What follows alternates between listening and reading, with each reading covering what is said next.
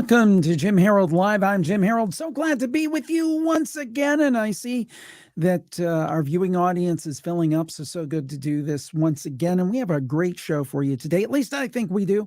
Let's see, what do we got coming up today? First of all, we've got the question of the day, which I will share with you momentarily. And that's something for you to mull over during the broadcast. And at the end, we'll mine your wisdom and get your thoughts on the question of the day. Then, secondly, we have some paranormal news for you, Bigfoot, UFOs, some good stuff. And then the best part of the show at all, Morgan Knudsen is going to join us. She's a paranormalist. She's an author. She's an illustrator. She's an educator. She does it all and does it all so well. We're looking forward to that. And then finally, we will mine your wisdom at the end of the show to get that answer to the question of the day. So let's get to the question of the day, if we will. So anyway, when I do my shows, the thing is that there's one thing that I tend to be more skeptical about than anything else. And that is the question of Bigfoot. It's something that I kind of go back and forth on. One day I'm like, yeah, there's absolutely a Bigfoot. There is no question about it. People of good faith have said they've seen Bigfoot. Who am I to question them? Then you see the Patterson-Gimlin film Stabilized, and you say, there's something to that because there's muscle tone. That doesn't look like a suit of any type. And then I wake up the next day and I go, well, they haven't found a body. They haven't found DNA. And I know some people say that these things have been found and hidden. But, I mean, mainstream science hasn't come out and said we've found this. So I put it to you. Is the big guy real? Is Bigfoot real? And think about that, and we'll get back to you towards the end of the show. And before we get to our paranormal news, let's just check in real quick with the Spooktators here and see who is online. We Have Fun is turning into a regular. It is Friday already. Time to warm up by the campfire. Oh, I forgot one thing, the campfire story of the day. We're going to do that as well. John Cornelius says, awesome. Hello, everyone. Renee says, hi, Jim. Let's see here. Oh, Astana. Wow, finally nice to see you. Well, here I am. It's as good as it gets. Better to listen to me. Actually, I have a funny story about that. Last night, somebody texted me, not texted me, but on one of the YouTube videos, put a comment, you sound 20 years older than your face, which I thought was, I don't know. It was a little kind of slap. And I said, well, thank you. That just means that I look 25 and I sound 45. So thank you very much. But anyway, that's it. I guess some people have said maybe the way I carry myself and my voice, people aren't used to kind of like the more kind of broadcasty style, which is probably what I fall under. So who knows? Maybe I do sound like an old man. I'll grow into it. Okay, Lisa says, happy Friday, y'all. Maddie, the great Maddie. Hi, friends and boss. Stephen says, looking sharp. Thank you, Stephen. George says, awesome sauce. Sylvia says she does the same push and pull of Bigfoot belief and disbelief. Well, we'll talk about that. Gobsmack said, I finally joined the Plus Club and I'm blown away by the amount of content. Yes, JimHaroldPlus.com. Click on the banner. I mean, we're talking thousands and thousands of episodes. You'll never run out of stuff to listen to if you're a member. Suzanne, very kind of you. This makes Friday fabulous. EL says, you've got a great voice. We love you. Thank you, EL. I appreciate that. Kathy says, happy to see you live. And Asana said, you pronounced my name right. Yes, you will grow into your voice. You look great. Well, thank you so much. I appreciate that. Someone else who looks great, I got to tell you, someone in the news, and that someone is Bigfoot. Coast to Coast AM is reporting video captured in Washington State, possibly of Bigfoot. Now, this is according to Tim Banal over there at Coast to Coast AM. He does a fine job. Their webmaster over there. Apparently, there's a bipedal figure lurking in a Washington State forest, and some suspect that it could be Sasquatch. And over at Coast to Coast AM, and we'll put a link in the show notes, there is a report of this Sasquatch. You can see a picture of him there. There's actually full motion video on YouTube, and it features a dark figure that's seemingly looking towards the camera, although it's difficult to discern its facial features. And the gentleman who captured this, an individual named Ron, said that he heard an eerie talking sound in the area and tree knocks, which he likened to gibberish. So I guess that's another thing to put into the column of belief for potentially Sasquatch and Bigfoot. And I thought that really tied in well with the question of the day. So, head over to Coast AM, take a look at that and see what you think about that video. Now, we like to keep it diverse here over at the Spooky Studio. We love different kinds of paranormal content. And next up is a story from the UK. And this is a ghost hunter who was warned to get out of an eerie church in a chilling paranormal encounter. Actually, he's in a part of the country where my wife's family had some relation at one point in Leeds. I've been to Leeds. And Andy Pollard, according to the mirror.co.uk, who's also known on YouTube as the Yorkshire Ghost Guy, claims that a phantom recently warned him to get out of a haunted British monastery. And he said this happened during an afternoon. This was not at a spooky time of night. He had his EMF meter with him, and he seemed to get a lot of reaction there. He detected the strongest ever recordings he had seen on his meter. And he said, straight away, the responses started. They were really strong. And he said, that's odd because of a lot of time. And he also had a K2 meter. I capture very little or no activity on the K2. And when he went back and he listened to the voice recordings, he says he has captured audio of something telling him to get out. And now he's going to return for sure. And I almost wonder about, I really got an appreciation when I went over to England, more so than I ever had before, that, really these churches are also graveyards. I went to Westminster Abbey and I was absolutely blown away because, famous people, really famous people, Sir Isaac Newton, people like that are buried there. And I was just amazed. This is not only a church and a place of worship, this is a graveyard. So that would seem to be a great place to potentially pick up some paranormal activity. So Mr. Pollard had some success, and good on him for that. I'll be interested to see what comes of that. Now, this last story that we're going to cover today, this one's really interesting to me, and not so much because of what it says, but where it comes from. This is thehill.com, which is a serious news site, and they recently had a story by Merrick von Rennenkampf, actually yesterday, about 10 reasons to take UFOs seriously. Now, anybody can say that.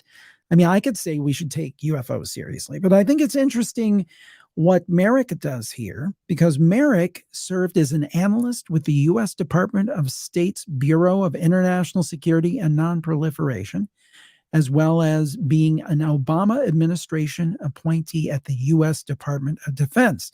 So really, you're dealing with someone here who was at a very high level, appointed by Obama, who gives these reasons. I'll just go down some of them. One, military pilots and other service members reported more than 500 additional UFO incidents. I believe he's talking about since the latest report came out between the time of the previous reports. Some appeared to demonstrate highly advanced technology. Two, Congress is taking UFOs extremely seriously. We know that there are people within the Congress, I wouldn't say everybody. Government officials are making eyebrow-raising statements about UFOs, including people like former Director of National Intelligence John Ratcliffe, ex-CIA directors John Brennan and James Woolsey, Bill Nelson, who is the current NASA administrator and was a former astronaut and senator. So some of these statements have been pretty strong. Let's see some more reasons here. Credible sources have observed UFOs for decades. I agree with that. Now, this one I think is interesting. His seventh point is an intra government battle over UFOs may be brewing. There's credible evidence the competing elements of the US government have split pro and anti UFO factions. If this is the case, history is repeating itself. And folks, on that one, I totally believe that is the case. And he mentions that UFOs are a fiercely bipartisan issue. There seems to be interest from both sides of the aisle, which I think is great. And that UFOs are an intriguing mystery with potentially profound implications. So I think this is kind of a really, really neat story. And I think that it's great that someone at that kind of a level is looking at UFOs seriously. I think that is so cool. I think that is neat.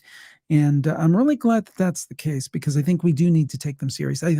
And I do think we run into the fear that it may just end up like it always has, where the government says, oh, nothing to see here, nothing to see here. Move along, move along.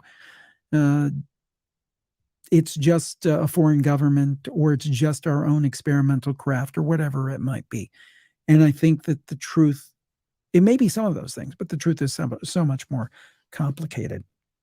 So that's kind of where we're at with that. Let's take a few more comments, and then we're going to get to the great Morgan Knudsen. Let's see. Weekly Creep says, howdy, Jim, taking a break from watching Pumpkinhead at work to watch you. That's what, hey, he sounds like you're a hard worker. No, seriously, thank you. Wayne, hi from Birmingham, England. Let's see. Here we go. Cynthia Sue says, I've listened to you years and your voice has always sounded great to me. Thank you. Renee makes the point that the UK is very haunted. I agree. Rennie, I'm sorry. I said Renee. I apologize. We have fun. Can you get Tim Banal as a show guest? Banal of America is a great listen. True. Great point. Facebook user says, good day all the way from Australia. Let's see. Well, welcome from Australia. We love to see that. So now let's talk a little bit about Morgan Knudsen, and we're going to bring her into the stream. Morgan, how are you today? I'm really good. How are you? Doing well. Thank you so much for joining us. I really appreciate it. And I don't even know where to start, because you do so many things. I'm going to flash up a graphic of your website. You are thank you. You are an award-winning educator, a producer, an author, a paranormal researcher, an inspirational speaker. And Morgan is the award-winning founder of Entity Seeker Paranormal Research and Teachings, as well as the world-renowned Teaching the Living program for clients. She brings classes and TV productions on this phenomena to a whole new level, with inspiring programs that include fire art demonstrations, mind-blowing evidence, and uplifting stories. Morgan brings her audiences to the realization that if you want to alter your reality, you have to embrace the unknown. Morgan, I mean, I didn't even mention you're an author. You're also an illustrator. We're going to show some of your artwork you did for a recent Chad Lewis book about winter lore and legends and monsters. I mean, how do you find time to fit it all in? It's funny, because I've always kind of had this rule that as soon as you're into a bunch of projects, they all have to meet one end at the end of the day. So you're not split in a million different directions. At the end of the day, all the projects come together to meet one end. So I'm really picky, believe it or not, about the stuff that I do take on. But whether it be my podcast Supernatural Circumstances, or the Chad's book, or anything like that, it's just it's really hard to turn down, especially when you're doing like winter legends and lore. I mean, what's better than that? Like, it's one of the creepiest, most interesting things that are out there right now. Yeah, I'm actually, and by the way, I missed podcaster in there. See, I knew I would miss something. I'm going to show some graphics that you worked on from the book, and you tell us what we're seeing here. And again, sure. Chad Lewis has been on the show many times. He's great. Check out his book, and it's Winter Legends and Lore, correct? Yeah.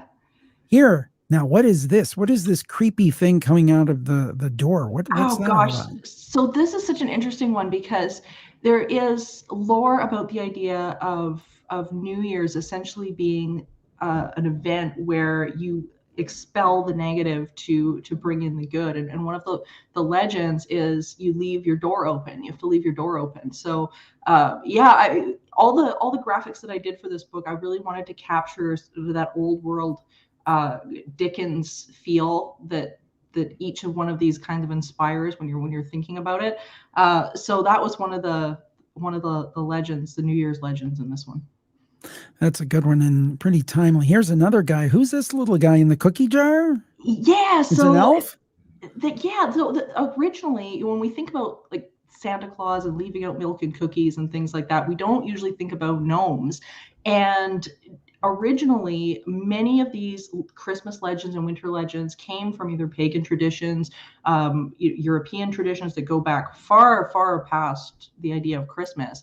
And the gnomes were often thought of as these creatures that lived in your house. And if you didn't appease the creatures on Christmas Eve or Christmas night, then, well, you might have a problem with these little critters coming into your house and causing trouble. So people would leave out things like cookies and milk and things like that for these little gnomes and hope that they didn't get the bad end of the stick when it came to their behavior. Yeah, that is certainly awesome. Here's another one. Ooh, that looks like an angry snowman almost.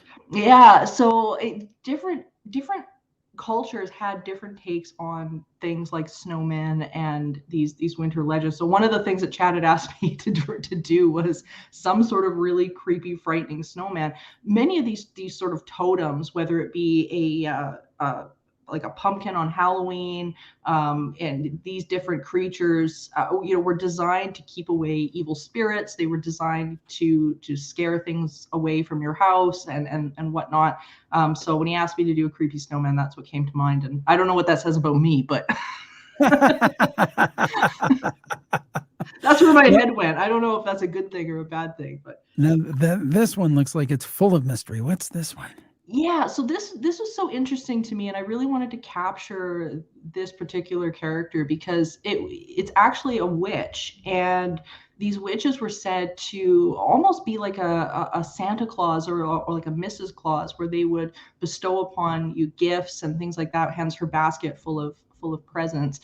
So a lot of this lore goes back to, as I say, the European days, like far west, even into Norway, the Norse legends and things like that. But yeah, she's really something, and I wanted to capture sort of that pagan mysticism about her, and she was one of my favorites. Now, let me say, first of all, anybody that can do what you've done with this artwork and your other artwork is amazing to me, because I've said on the show, and if folks have listened to the show, they know I can't draw a stick man. I mean, literally, it looks like a 3-year-old. I mean, there are kids in first grade that can run circles around it, kindergarten. I mean, it's just ridiculous. So I've never had a lick of artistic ability. What are other abilities? Look at you know. well, you know. But the thing is that, I mean, it seems like a great marriage of those artistic abilities and your paranormal sensibilities. And this might seem like a weird question, but Probably do you ever not. think when you're drawing this kind of material, are the spirits speaking to you in some way? Oh, that's such a great question. I'm one of these people that firmly believes that art is inspired. I think we are the channels for art, no matter what we're doing, whether it be, painting, drawing, fire. I do a lot of fire performing, dance, all of that kind of a thing. And when you hear it talked about, you hear artists speaking about their art, they often say, oh, while I was in the zone, I get to this meditative state and whatnot. So I'm one of these people that believes that I think we receive this stuff. And, that's why some people, have incredible voices and can sing and you can hone that or not. But I definitely think there's an element there of channeling something that I think even athletes, can relate to. When it comes to the paranormal, why do you think that it has such a strong attraction for you? I mean, how far does it go back, and what was the triggering event, or has it always just been there for Morgan? Oh, it's funny. I think there was always that pull for me really early on. I was really fortunate because I grew up in the era where the people that were on TV were very few. and that were investigating this kind of a thing. But the few that were on were very credible. People like Lloyd Auerbach, people like Carrie Gaynor. So I was really fortunate to sort of miss I wasn't in the ghost hunting era that came far, far later, decades down the road. But so for me, it really started as that pull as soon as I got to was listening to some of these people, and then having my own experiences on top of it really solidified it for me, because it's like, I mean, it's like experiencing magic, whether it's, whether you're terrified of it or whether you see it as a sense of wonder, or, whatever it is for you. For me, it was definitely one of those things where, it's frightening, but at the same time I was going, I've never seen anything like this. And of course you've got, a million adults around you going, there's no such thing as ghosts. Well, that's not true. There's something there. There's something there, no matter how you want to classify it. So speaking of classifying it, you've been studying this for years and deeply involved in all of it. Do you think you've come to any answers, or at least any maybe theories on what's going on? It's a really good question, and it's sort of a broad question because there's so many multifacets to parapsychology and the paranormal and things like that. So, I think you'd have to break down that question into, well, which category? But at the same time, I find that there have been answers that have come up. I know a lot of people will say, no, there's no there's no answers. We have no idea. Well, no, that's not true. We do have some, and it's leaning into the field of consciousness and quantum theory and things like that. Things are coming to pass where we're starting to understand some of what's going on. But at the same time, of course, it opens up so much more and so many more questions, whether you're in the field of cryptozoology, whether you're in the field of UFOs, whether you're, whatever it is. So, I mean, do I think I've come closer to answers? The answer would be, I think, yes. I think I'm beginning to understand a little bit more about how this stuff works. But, if you were to turn around and say, okay, and you scientifically put a label on this, I mean, we're not there yet. I mean, do you think it's ultimately scientifically provable, or since it's spiritual, there may be some reason that we're not meant to be able to weigh it on a scale or measure it in a test tube? Well, I definitely think that we don't have remotely the tools to do that. I think we're not there. And I don't think we're going to be there for a very, very long time. I think as humans, we go into this field with the meager amount of testing that we have and the tools that we have. And we step into it and do the best we can by taking a little shot of the elephant's ear, and we don't know what the rest of the elephant looks like, but we're doing our best to judge the little tiny bit of the elephant's ear to try to figure out what it is. So I don't know if we're ever going to understand the whole thing. I think we will have a better understanding going forward about what our place is in the universe and consciousness and things like that. But I don't even know if our little minds are equipped to handle whatever it is we discover. I mean, we're already struggling. I know you were mentioning UFOs earlier on the show. I mean, here we are already struggling with something like that. So I mean, if we're gonna move past that, I don't know. I mean, humans are adorable, but I don't know how far we're gonna get. Good point. Well, I've got a question here from the Spooktators. We Have Fun asks this: what is the strangest or most believable paranormal activity, might be two different answers, that Morgan has ever experienced? And by the way, folks, if you have a question for Morgan, pop it in the chat. What's the strangest or most believable paranormal activity you've ever experienced? Oh my gosh. Oh, that's so interesting. I think they do fall into two different categories.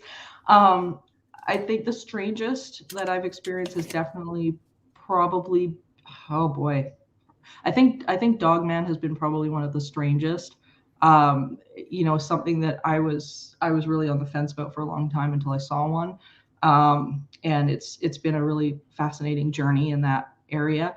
So I think that's probably the strangest. I think the most believable has been the stuff that you can tangibly observe, things like psychokinesis, like using intention to alter reality, which is something that we now know is provable in the labs and stuff like that. So believable, I think it would fall into that category, something you can back up with, with scientific papers and whatnot. And that's been a huge field of study for places like the Institute of Noetic Science and other organizations like that. So that, I think that probably falls, those, to keep it short, those are probably the two.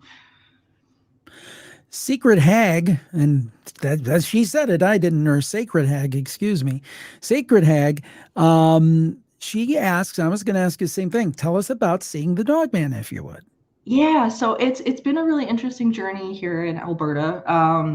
Of course, I'm from Canada and in Alberta, which is one of the western provinces, and there's been a lot of cryptid encounters in Alberta. Everything from Sasquatch to Dogman to all sorts of different things. And we were really fortunate to a colleague of mine, Terry Lynn. She and I have been researching Dogman in Alberta now for a while because she has had multiple encounters on her property. So we started to delve into it pretty deeply because the area for us was so accessible, and it's huge, a 16-acre property full of woods and whatnot. And we had a number of encounters. Her husband did as well. All of them were really positive, usually from a distance in the woods. And probably the most memorable for me was we were doing a workshop out there, and we'd often have these glowing eyes tag along with us on the workshops. And we would tell people, we were very honest about what it was. And the one evening, it finally got confident enough to start coming towards us from the woods. And we had about 13 people that night with us, and they were all staring. They couldn't believe what they were seeing. And he walked quite close to us until there was a dog on another property that barked, and it spooked him, and he took off. But it was such a remarkable experience. And I think everybody there, nobody was frightened. Everybody just felt like they were just seeing something that was very special. And we've had just great experiences ever since. So I know a lot of people sort of are under this impression that, oh, they're evil or they're this or they're that. And that's not been our experience at all. That's a neat story. That's a neat experience to have. This is a great question from Weekly Creep. Does Morgan believe she has these experiences because she has delved into the research? And I think that's a very valid and interesting question. Thanks, Weekly Creep. Oh, yeah, I love that question. So yeah, I definitely believe that where we put our attention will create more. So whether if we put our attention into something super negative, we create more negative experiences. If you put your attention into things that you really appreciate, you generate more appreciative experiences. So I definitely think that that's got a lot to do with it. As soon as you've got your attention on something, immediately, we live in an inclusive universe. So you're going to start bringing more of that into your perceived field of vision, basically. So yeah, I think so. And I hope it keeps going. Let's just keep that focus, because it's been awesome. The question of ghosts. What do you think? I mean, I know I asked you before, what are your theories or those kind of things, but specifically ghosts, what we refer to as ghosts. Do you think they're simply the spirits of dead people? Do you think it's some kind of energetic replay? Do you think there might be other kind of non-human entities? Do you think it's all of the above? Where do you fall on the question of ghosts? I think it's a great question, and I do think it's all of the above. I think it splits into a number of different categories. We see things like sort of the general term of residual energy, where we're seeing replays of events that seem to go on and on and on, that seem to be a product of the environment. I know there's been a lot of talk about it potentially being electromagnetic based, depending on what's in the environment. I think there's that category, and then of course there's the broader category of, is there life after death? Is there survival? What happens to consciousness? And then me personally, I definitely think there is absolutely consciousness that survives. Do I believe in the old trope that spirits get stuck somewhere? No, there's no evidence based for that in parapsychology at all. But do I think that consciousness continues? 100%. I think we've come to the point now in parapsychological research that I think it definitely leans more to that than not. And people are having trouble at this point, I think, substantiating the idea that consciousness just stops. It's just, to me, that doesn't make any sense. And yeah, so I think there's that aspect of it. And then you mentioned the sort of non-human, inhuman type things like thought forms and stuff like that. And I think, yeah, absolutely. I've been involved myself in a number of cases where I think that's been pretty prevalent, that it's some sort of energy that's sort of the thought becomes the thinker, and it's manifested almost like an egregore. So I mean that's definitely looked at, and it's been looked at by parapsychologists for a long time too. Dr. William Roll, who's done a lot of work in psychokinesis, Dr. Scott Rogo, and people like that really looked at the idea that this is energy coming from, stirred up with emotion that can now project itself. So it's a big question, but those are, I guess that's my nutshell thought on on all of them. And we ask you the biggest questions in the world and give us an answer in 30 to 60 seconds. It's tough. It's tough to do. It's tough to, you're doing great. You're doing great. I think this one you'll find a little bit easier. We Have Fun asks if Morgan could visit any paranormal hotspot in the world, which would you choose? That's such a great question. That's a tough one. I think at this point, years ago, I would have said it would be some haunted place. And I still, Lep Castle is still on my bucket list in Ireland. It's a castle out of County Offaly that has some incredible history. I think that would be on my short list, but also places that have been in related to things like Dogman and whatnot, like Bray Road in Wisconsin, and places where that type of thing has been seen. So it's a mix, but I think those two would probably be on my short list. Yeah, those sound like good ideas, definitely. Now, you do a lot with education and educating people. What are some of the common misconceptions people have about these topics, the supernatural, ghosts, cryptids, whatever it might be? What are things that you keep finding and you have to almost correct on a constant basis? There's a few. I think one of them is that this is strictly tied to religion. That's a big one. People think, well, it's specifically tied to Christianity, or specifically tied to evil things, or evil witchcraft, or something like that, right? Which witchcraft is not evil, but they kind of have this perception about the paranormal. So I think that's probably one of the big ones, is that this is religiously based, and it's usually one of the things that I hear from the atheists. Probably the most, where it's like, well, I don't believe in God, so this is stupid. And well, hold on, this is religion and the paranormal are very, very different. So I think that's probably a big one.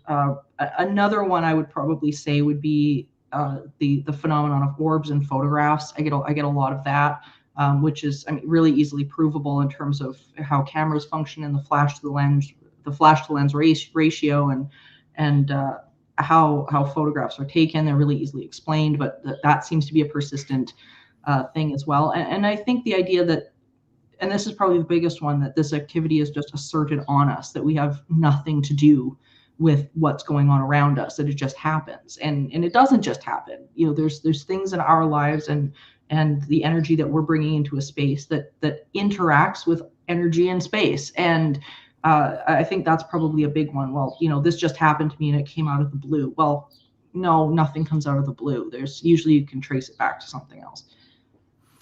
One thing I want to ask you about that you do is fire art. Now, is that in combination with the paranormal stuff? Is it related to it, or is just a separate interest? And talk to us about that, because I find that fascinating. It's so much fun, and it started out originally as something completely different. It started out as something that I wanted to learn, like fire breathing, fire eating, fire performing. I just thought it was amazing and empowering. And be careful out there. Don't do anything. This is your warning. Don't do this at home. You need a teacher. Morgan's an expert, but go ahead. I'm sorry I interrupted you. Yeah, no, you need a teacher for this stuff, because it's extremely dangerous, and it's definitely killed a few people over the years, people not knowing what they're doing, mixing wrong fuels and things like that. So I was really fortunate. I had two really amazing teachers. And it started for me as something where I was like, I really want to learn this. And then it became, well, wait a minute, this is really cool. Like this is something that I can incorporate into teaching the paranormal, because I noticed that there was such an overlap.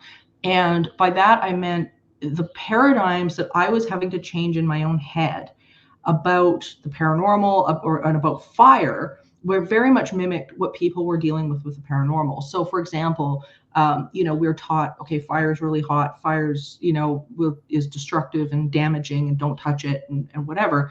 And yet there's this gray area with it, where if you know the fuels, you know the science behind it, you know how this stuff works, then that it's not true. I manhandle it regularly, but I know the science behind it. I understand thermal lag, I understand fuels, I understand all of these various factors. So there is a gray area, and the paranormal is like that as well, where if you just shut it off and say, well, there's nothing here that doesn't exist if I can't see it, I've always been taught this, blah blah blah. Well, hold on, like the story you're telling yourself about it might not actually be true, and we tend to believe ourselves.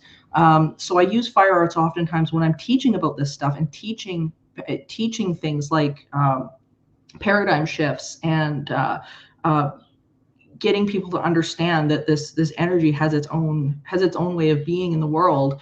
And it's a great visual for people, because usually everybody says, oh, it's a trick, it's magic, it's trick. It's not a trick, it's just science, and I know how it works. So I think it's a great visual for people, and people remember it. It's really fun, and it's a wonderful art to get into anyway, because it's extremely meditative.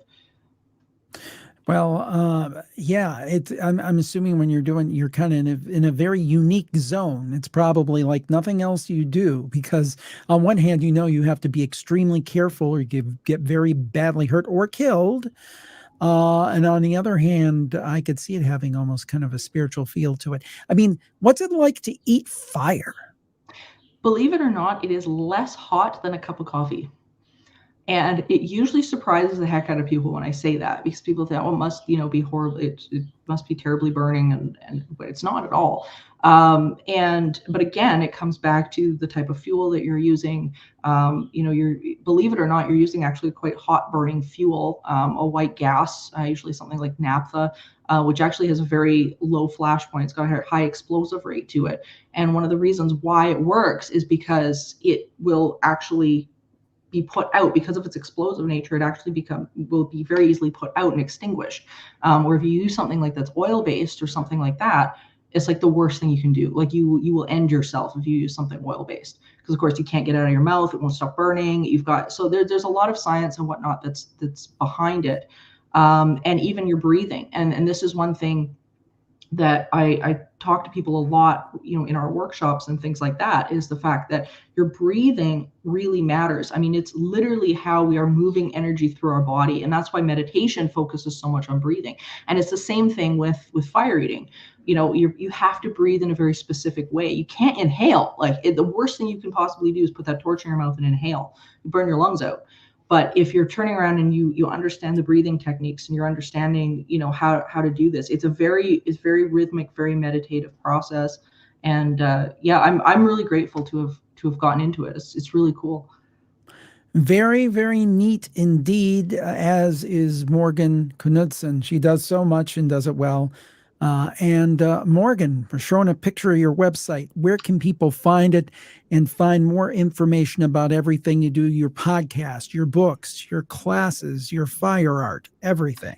Everything. Go to entityseeker.ca. That is the one-stop shop. Subscribe to my podcast, Supernatural Circumstances with Mike Brown.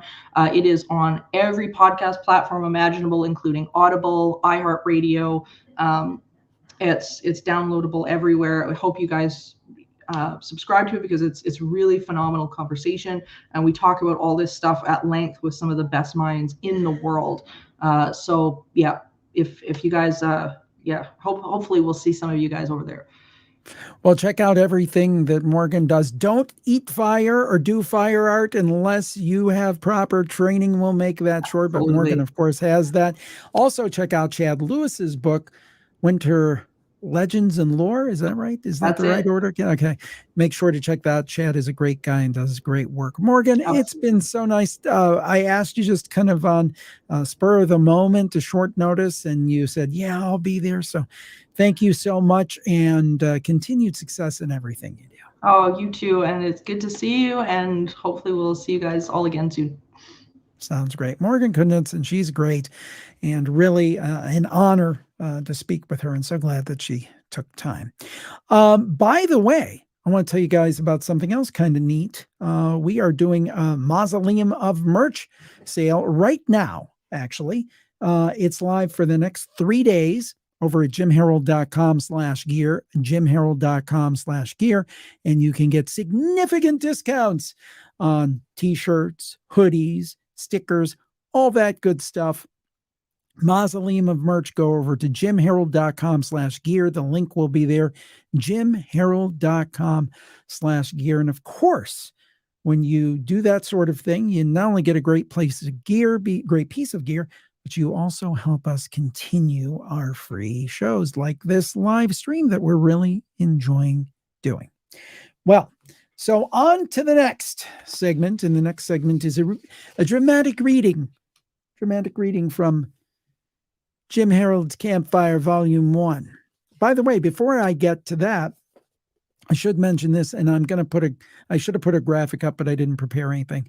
Just this week, we reintroduced Unpleasant Dreams with my daughter, Cassandra Harold.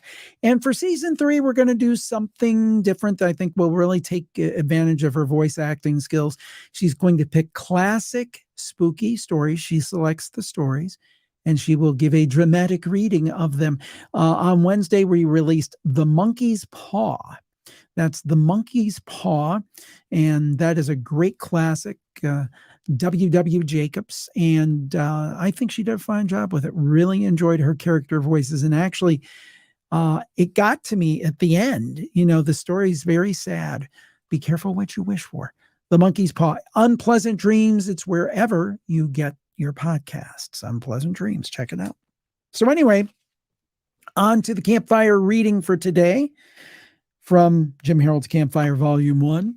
And this one is called The Girl in the Attic. And this is from Lindsay in North Carolina. And he joined us, quite a few years back. This must be about 10 years ago. So here goes. When I was about 9 or 10 years old, my best friend in the world was one of the neighborhood boys named Hubert.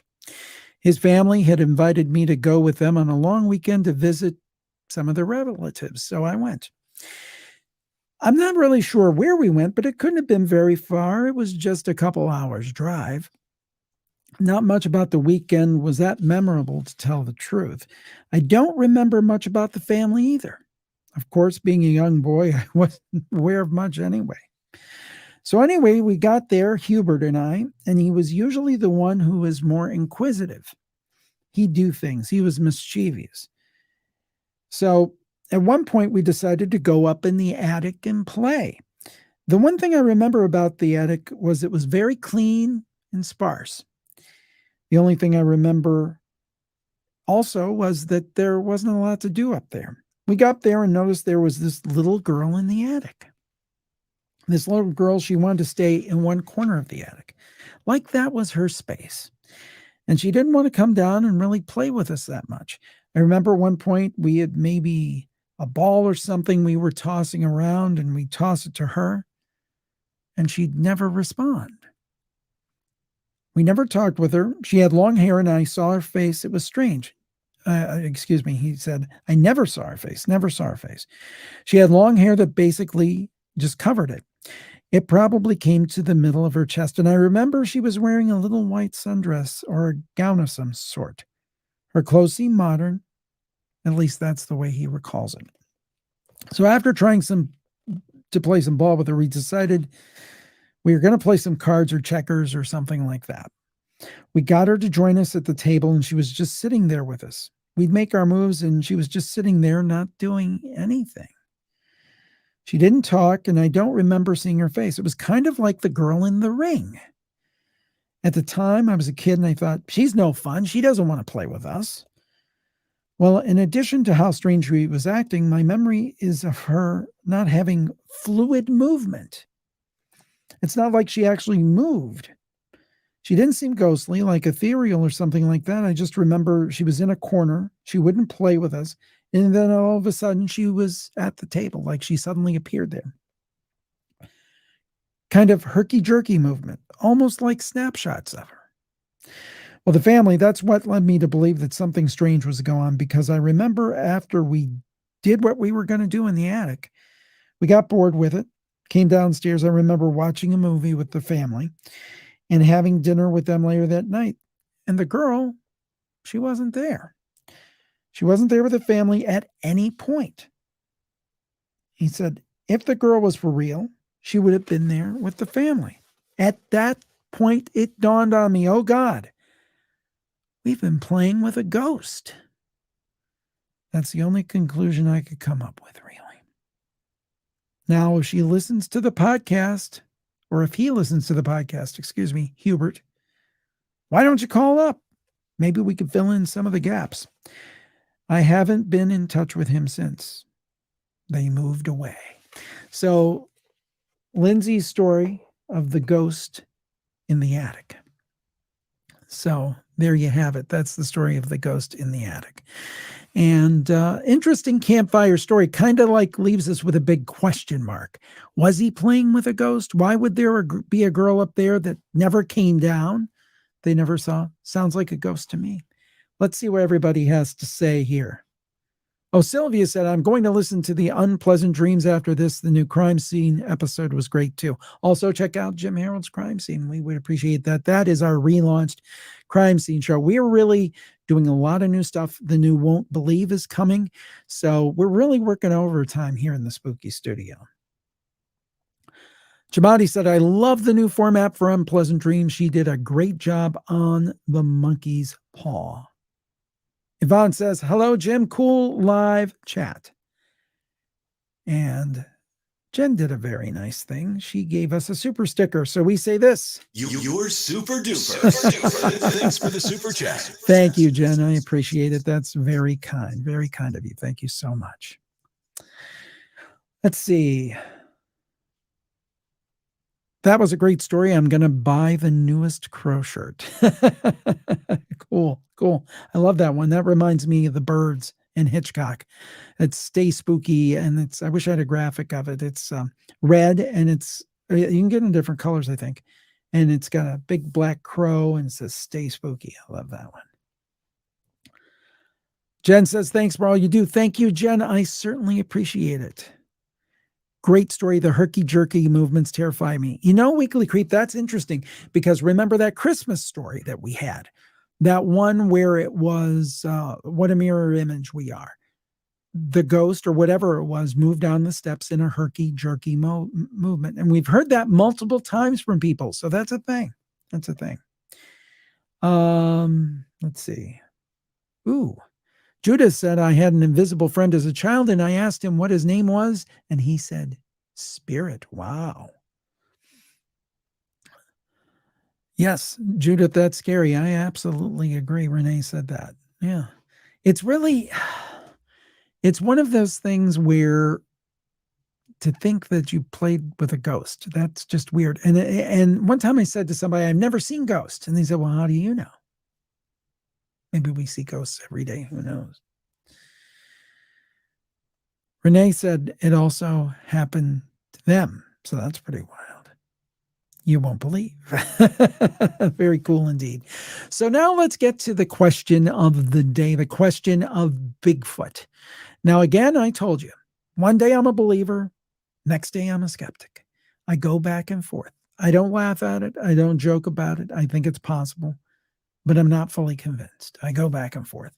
Where were you on the question of Bigfoot? That's what I had at the beginning of the show. And I ask you now to put in the comments what you think about Bigfoot. Are you a believer? Are you a skeptic? Are you somewhere in the middle? We'll see. By the way, Suzanne said, got my spooky sweatshirt. Whoop, whoop. Yeah, that's right. They have sweatshirts too. I always forget that. And cool merchandise, and I hope that you all check it out. And we'll just bring that up one more time since we're mentioning it. Our spooky sale at jimharold.com/gear. While we're waiting for you to comment on Bigfoot, jimharold.com/gear for our sale. And it'll be just this weekend, today, tomorrow, and Sunday. So you're going to want to jump on it. A special sale for our mausoleum of merch.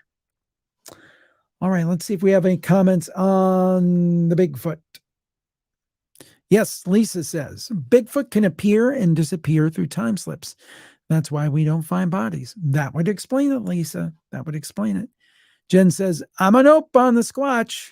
There you go. Another non-believer. Judith says, I don't believe in Bigfoot. Tell me what you think. Put it in the comments. What do you think?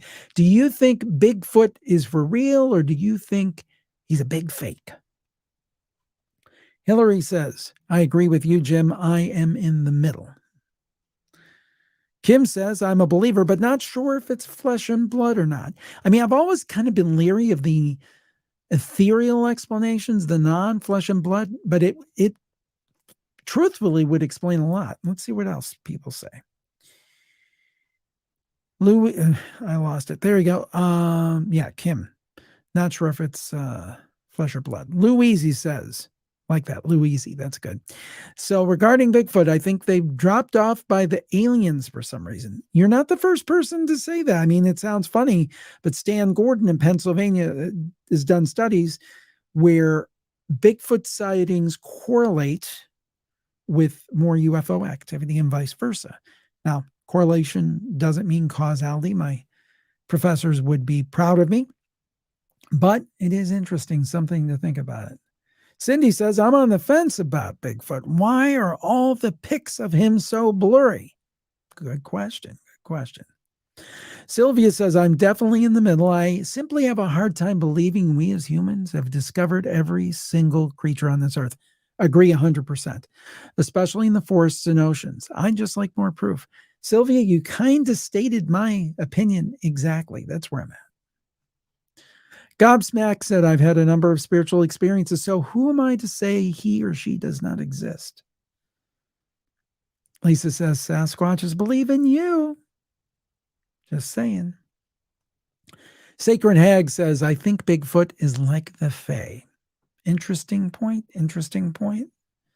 Got more here. Let's make sure I don't miss anybody. Suzanne says, I'm in the middle too. I think there's a lot of us there. Renee says, I think Bigfoot is an interdimensional being. We Have Fun says, we're open-minded, but haven't experienced anything ourselves. Weekly Creep, the ethereal multi-dimensional Bigfoot is my personal favorite theory. Astana says, Bigfoot is my least favorite paranormal topic, but I believe it exists. Gobsmacked, I'm starting to think Bigfoot is alien in nature. And Renee says that's why we have no bodies, in terms of it being, I believe, transported from another dimension. Judith says fake. We have fun. When we were kids, our parents would tell us to look out the car windows for Bigfoot in the forest, probably to keep us busy. If nothing else, it's a very good parenting technique. I like it. Sacred Hag, if Bigfoot is like the Fae, then it explains so much. True. Good point. Maddie chiming in. Can't wait to hear her opinion on this. I haven't a strong position on whether or not Bigfoot is real, but I find the idea that Bigfoot is a screen memory to cover alien abduction to be really interesting. Good point, Maddie. That would totally, I hadn't thought about that because I usually think of owls and things. Great point, because that would explain why there are more UFO sightings around where Bigfoot is seen. Good thinking. She's a smart one. Susan says, in the middle, but interesting link between them and UFOs. Facebook user, I'm a skeptical believer. There's too many sightings that go back way too far to discount them all. There's more to our world than what we perceive as concrete. Hillary says, what if it's just a prehistoric gorilla and there's only a few left? Good point. I mean, there have been sea creatures that they thought were extinct. And then they said, oh no, just kidding. They're there. Eliza T, I'm with you, Jim. Go back and forth sometimes. I'm convinced. Sometimes I think, no, it's just people's imagination. Nancy, I think it depends on the different areas in the states. Bigfoot is real, UFO related, dimensional, etc., based on the many stories I've heard. Very good. Let's see what else we got here. Renee, definitely something out there. Deborah, I change my mind every day like Jim. I do not believe it is an ET. If it exists, I think it's an earthly natural being. If it is any way like humans, why isn't it more social? And I'm just going to go through a couple more here, and then we're going to close up shop for the day. It's a neat idea, but I find it just too hard to believe we don't have any bodies, scat, bones. Eric, that's why I don't understand why something hasn't been fun. Jake says, recently heard Bruce at BCC wonder if Bigfoot and aliens are alternate paths humanity could have taken somehow we have interactions with them. Let's see here. Lisa says, and I think that's the case with a lot of this stuff, not knowing is the fun part. Well, and Judith has the last word. There's more than we can ever imagine. I think that is so, so true. Well, everybody, I'll tell you what else is true. Looking at the old clock on the wall, it is time to wrap up shop today. I hope that you are able to check out that sale we have going on. I didn't even think of putting this on the feed until the last minute and was hurrying to get a graphic up, but thought I might as well tell you. I know some of you want to pick up on this, and I'd like to see you do it when you've got a sale and can save some money. So jimharold.com/gear. Also, be sure to check out the new shows, the old new shows, Unpleasant Dreams, in the new format of spooky fictional stories. The Monkey's Paw is up now for your listening enjoyment. Also, Crime Scene. We took a week off this week. We wanted to start every week, but we had a little issue with the app where it was not showing up in the Spooky Studio app. So we wanted to get that fixed before we released another show. So there'll be a new Crime Scene coming out Monday, along with a new paranormal podcast with Nick Redfern talking about dangerous AI and robots. And then we got Campfire coming, of course, more Plus Club stuff, and another Jim Harold Live next Friday at 12:30 p.m. Eastern. Be there. We'll talk to you next time. Thank you so much for joining us. This is one of my favorite parts of the week. I'm really growing to love it. I hope you do too. And we'll talk to you next time. Stay safe and stay spooky. Bye-bye.